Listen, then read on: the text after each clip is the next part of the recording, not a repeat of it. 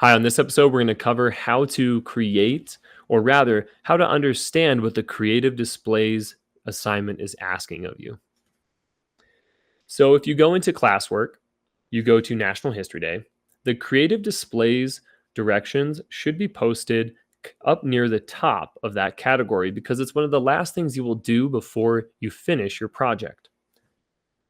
The creative displays, it's really an open ended project, meaning it's meant to get you to think about your topic in a way that's creative, where you make something, where you demonstrate something, or you're doing a process or you're completing an assignment that you usually would not complete in school.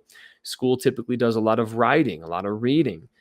Your creative display can be that, but it can also be something that's artistic, something that is an expression of your understanding. So let's first take a look at the rubric that I posted. Your creative display, whatever it is, should demonstrate historical accuracy. It can't be fantasy or science fiction. It must be something that is accurate to the topic you're discussing. It must be clear that you understand your topic by looking at your display. So, what I mean by that is if your topic is the Spanish Armada and how it affected the rights of British sailors when it was defeated, you shouldn't have a model of the Saturn V rocket, which didn't exist for another 500 years. You should probably have a model of a ship, a Spanish or English ship that was involved in the battle between the two countries. Now, quality of design. Did you take time to work on this project?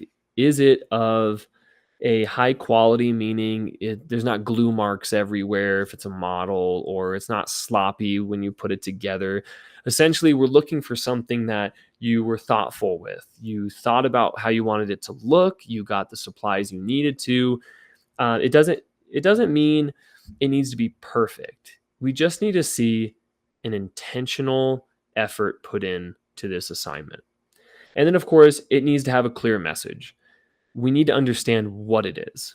We need to understand that you know how this particular model you've created or creative project you've made fits with the theme that you have chosen, as well as the historical lens that goes with it.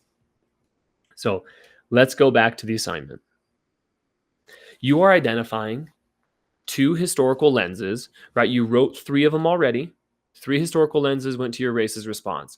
Now pick two, the other two, for you to do a display for.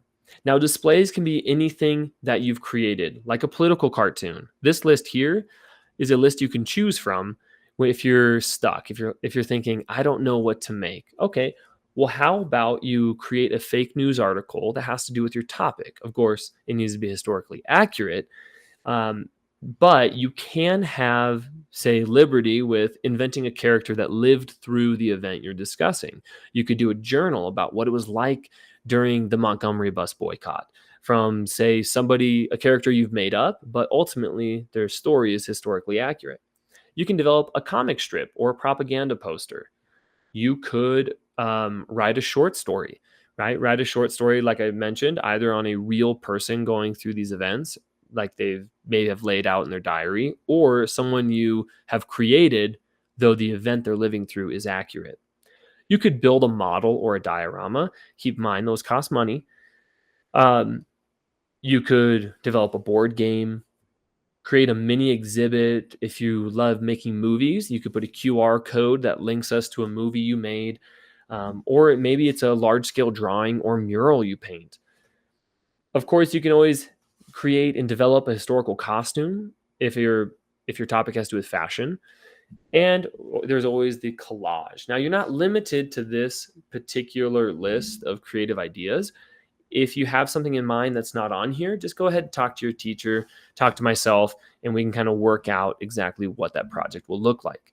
Now, there's not a whole lot of directions for this part of the assignment because we left it open-ended so your creativity can drive what you're doing.